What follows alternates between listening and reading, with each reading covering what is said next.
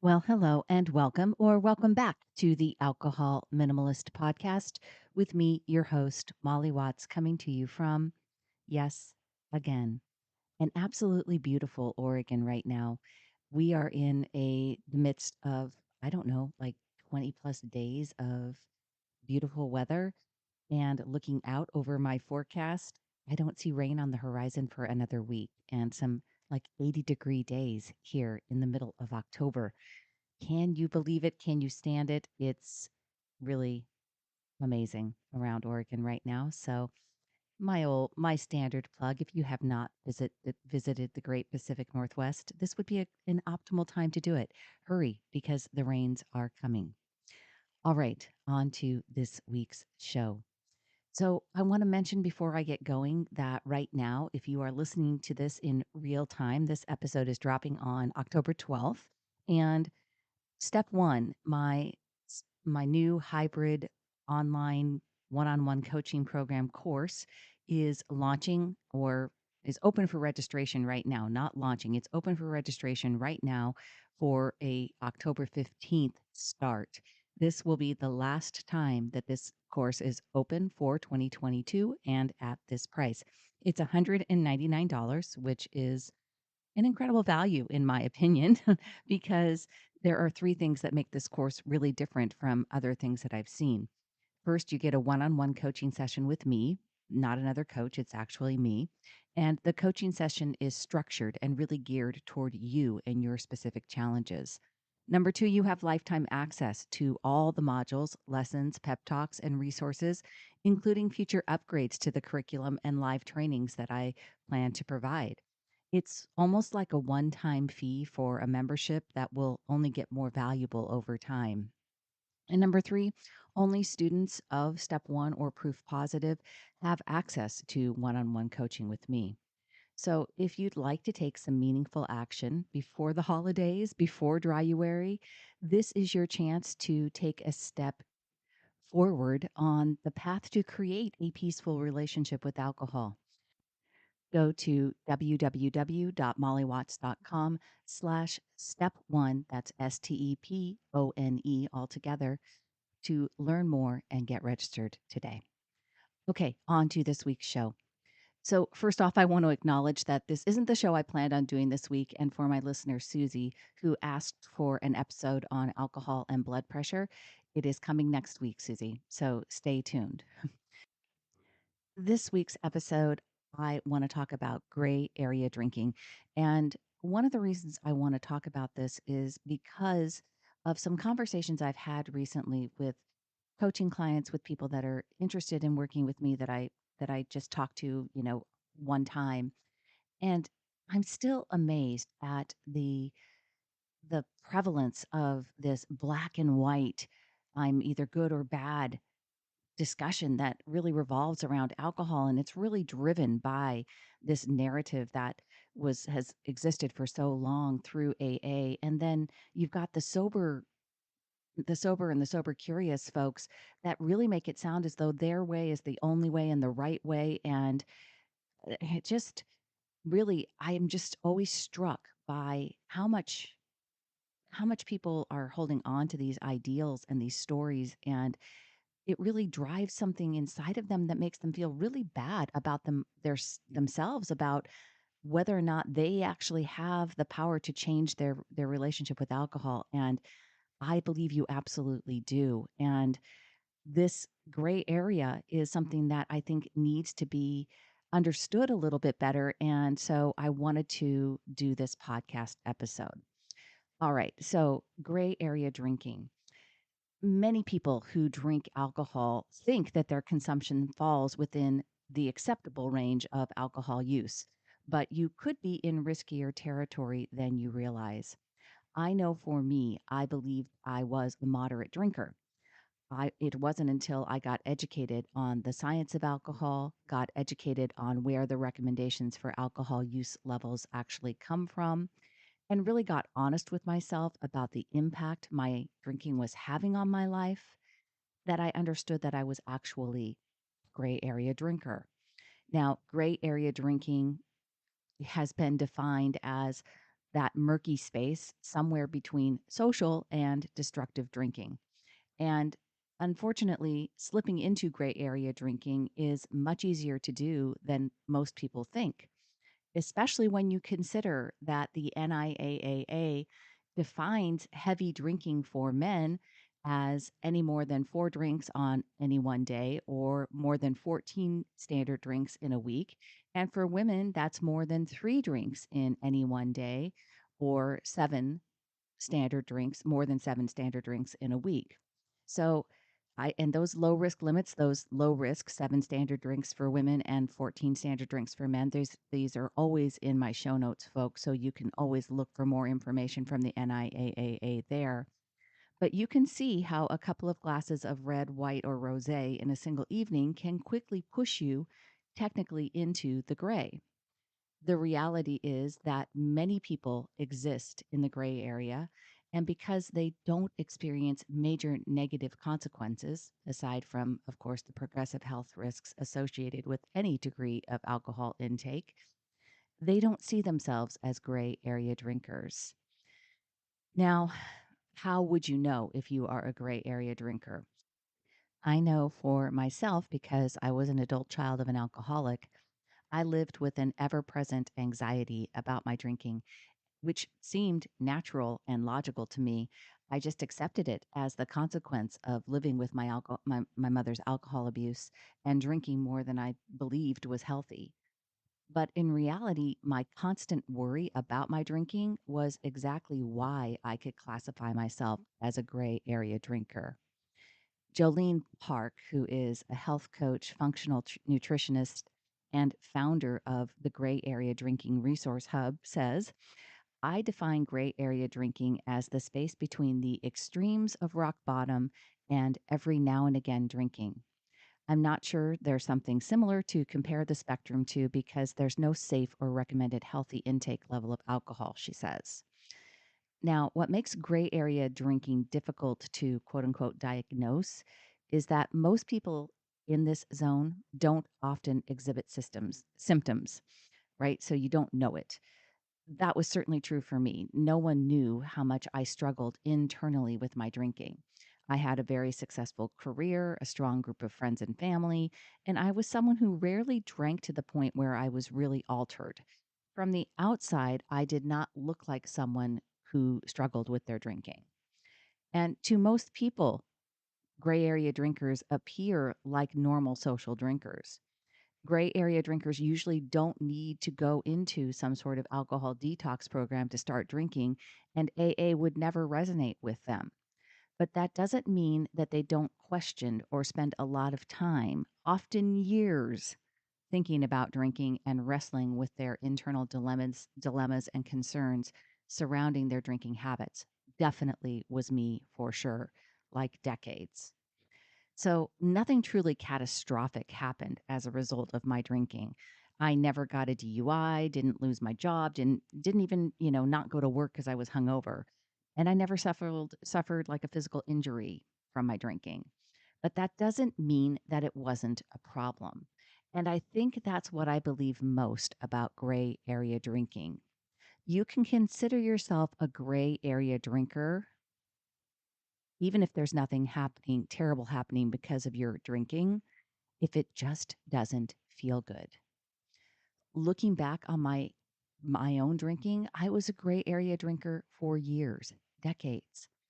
Now, here are some of the characteristics of gray area drinking. And I want you to listen to see if you hear yourself in any of these. I know I did. Number 1, you silently worry, regret, or fret about your drinking. Now, while I didn't have prototypical wake up hangover and regret my decisions kind of anxiety, I did silently worry about my drinking every day. I worried because I believed that my genetics made me more at risk to become an alcoholic like my mother. And I worried because I saw no other option than to keep on drinking like I was or to stop drinking altogether. I didn't believe that I was capable of becoming someone who just drank occasionally. Now, maybe you're someone like me who does the other stuff in life that you're supposed to. You get your workout in, you eat a balanced diet, you exhibit other healthy lifestyle choices. What goes on internally regarding your drinking is different from what you present externally. And that is very characteristic of a gray area drinker. Number two, you drink between two extremes, right? So you're a long way from rock bottom, like the old me. I never had one of those wake up call moments where it was clear to me that something needed to change. And you don't feel compelled to change because things aren't quote unquote that bad. You're not, but you're also not an every now and again drinker either, where you could just have a glass of champagne at a wedding a couple of times a year, or someone who has multiple alcohol free days in each week. And so most people don't fall into either one of these black or white drinking, categories. Most people land somewhere in between, which is where I was, the in the gray area. Number three, you can stop drinking and you have stopped drinking for periods of time, even weeks or months, but you don't find it possible to stay stopped. And maybe you've taken a break at different times of your life for various reasons. Obviously, I've said before, I have four grown sons and I was alcohol free during those pregnancies. So obviously, I was quite capable of taking those breaks. Um, and maybe you've done a nutrition or fitness challenge, you've swore off alcohol as a New Year's resolution, but then of course something comes up, a holiday, a work event, or a stressful time, and it feels just too hard to not drink forever. Unfortunately, without understanding how the habit works, without a mindful decision to change your relationship with alcohol, what's going to happen is you're just going to go back to your old drinking patterns, right? So that's very typical, again, of gray area drinking. You stop, but then you go back and start, and you just kind of fall back into the same old pattern. Number four, your drinking often doesn't look different than other people around you. Now, this was definitely true for me. I drank like most people in my social and business circles. My neighborhood parties, friends gets-togethers, girls' nights out, work events. I, in fact, did know people and still know people who drank more than I did. And if you talk about, if, this is true too, if you talk about your drinking with other people, they might say, "You don't have a problem. Why are you worrying so much about this?" And that again just goes back to you telling yourself, "Oh yeah, right. It's not that bad," right? Even though you've had the worry yourself, it doesn't matter what other people think. But regardless, that's what you see or what you feel is that your drinking doesn't often look much different than the other people around you. Again, very typical of gray area drinkers. And last, you kind of bounce between ignoring that little voice inside of you telling you that you're drinking too much and deciding that you're overthinking and you need to just live a little, right? You kind of go from one to the other because alcohol is your reward at the end of the day. It's how you have fun, relax, unwind, connect, and fall asleep at night. It seems inconceivable to never drink again, but you also don't know how to change what you're doing because the habit seems unbreakable. So, if you hear yourself in any of those kind of descriptors, then you might consider yourself a gray area drinking. And I never really had this language for my drinking back when it was happening.